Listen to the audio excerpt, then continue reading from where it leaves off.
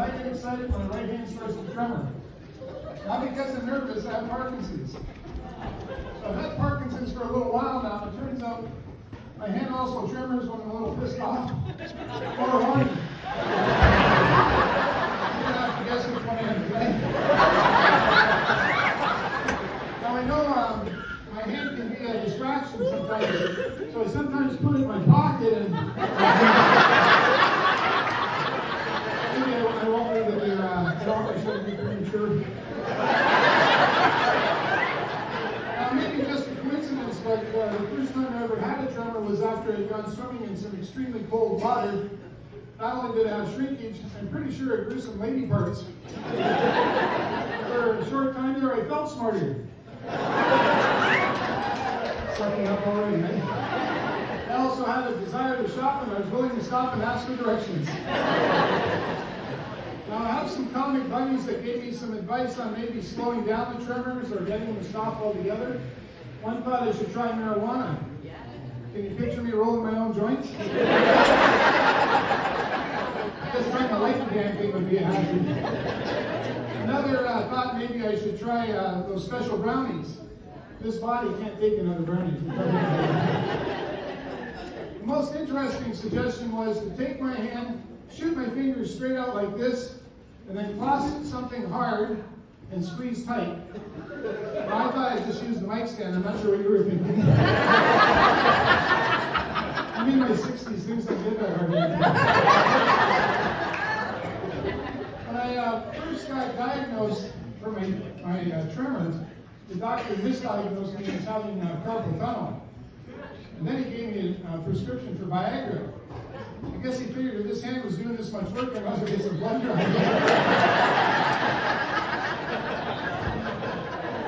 Then he told me if I had an erection for more than 4 hours, I was supposed to call the doctor.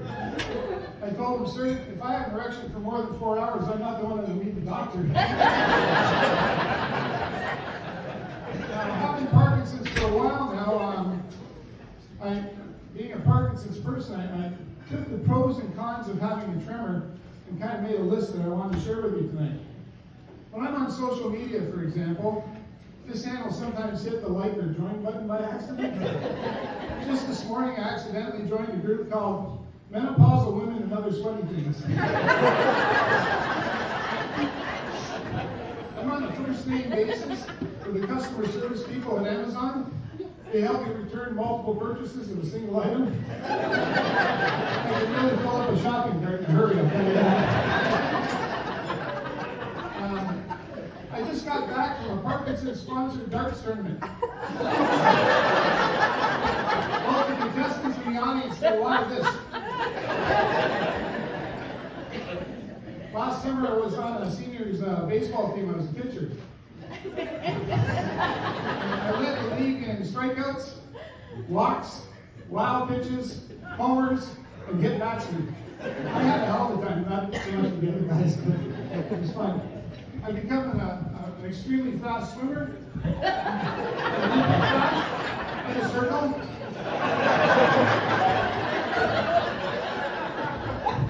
You'd probably be surprised to find out that I had to stop wearing my Fitbit to bed. Wake up in the morning with 100,000 steps.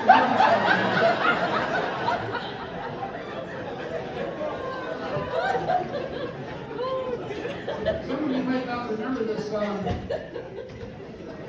If some of you know what Jiffy Pop popcorn is, you know that this kind of motion would help the popcorn pop. For those of you who don't know what Jiffy Pop is, you're probably thinking, why the hell would a guy shake his microwave just to get the popcorn?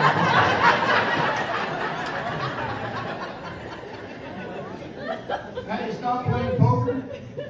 Apparently when I get a good hand, I've got to tell. If you need your lottery scratch tickets done in a hurry, I'm in the end. When my French friends say to me, "Comment ça va?" I respond with "Comme ci, comme ça, comme ci, comme ça."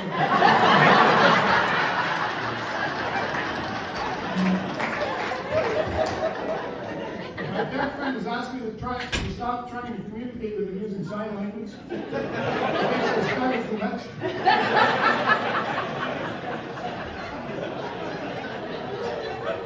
Guys, if you happen to be standing at a urinal beside me later on, just a warning, you're getting pee on your shoe.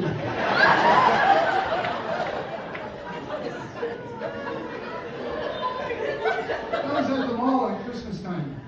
Didn't realize the keys were jingling so much. I made $50 more than a Salvation Army.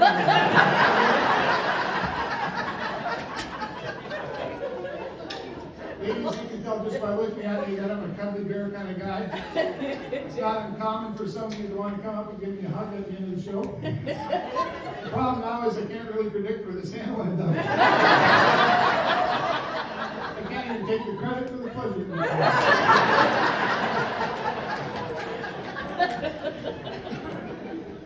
Now for something a little bit. When I was in high school, I decided I wanted to become a musician to attract female attention.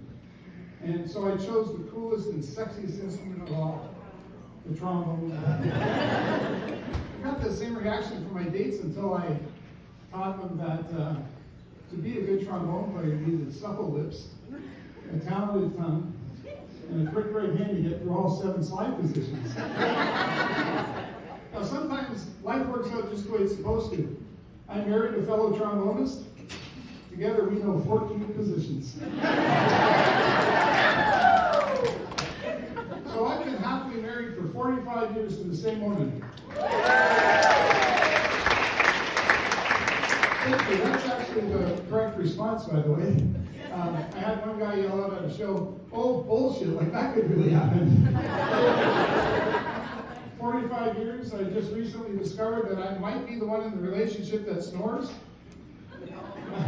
My family doctor asked me if I ever woke up in the middle of the night gasping for air. I said, "Well, sure, but that's because my wife's got a pillow pressed against her face." So I might be the one that snores. When we were first married, my wife was positive that we were having 2 children, that we'd have 2 children and both be girls.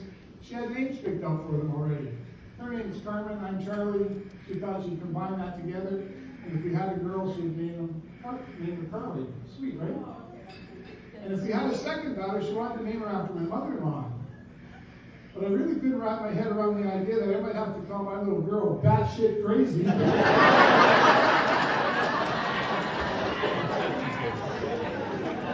Just in case she asked me to come up with boy names. And knowing that I'm a jokester, she wanted to make sure that she had a veto on the first choice for each child. When you have got a last name like Adam, you want to come up with something interesting. So I chose Up and Adam and Let Me Adam. We have 2 boys, no girls. And when my sons got older, they said, "Dad, why couldn't we have cool names like those?" And I said, "Listen, Chester, Pugsley, Mother and Dad, one thing at a time."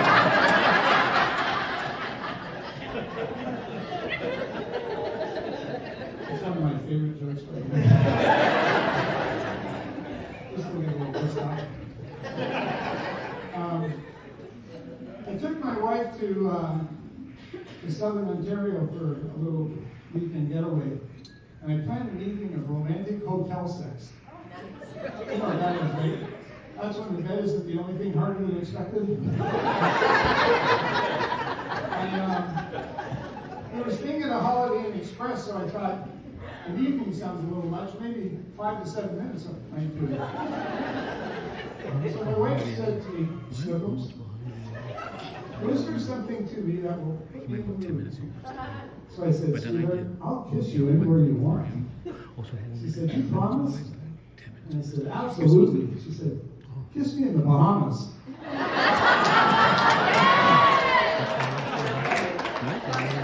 Is that anywhere near the Bermuda Triangle?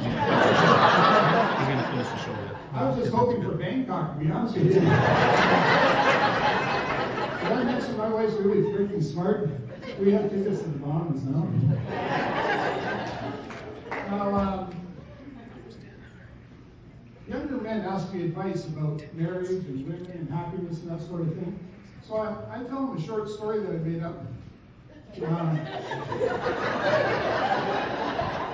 I tell them women are just like roads. They have curves, hills, valleys, soft shoulders, and at this time of year, some have potholes. One thing is true, Men are always working on them. Now, if you pay close attention, women have signs to tell you what they want. They'll tell you the speed they want you to go.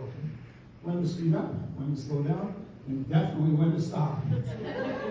They got warning signs like, wrong way, do not enter. Or caution, use at your own risk, slippery when wet. Periodically, a road needs to be closed for maintenance. It's just too dangerous to be anywhere near that road during this time, period. Occasionally, you'll come across a road that's just as cold and frigid as a winter's night. But if you apply the right amount of salt and tequila, you get her bare to center bare in no time.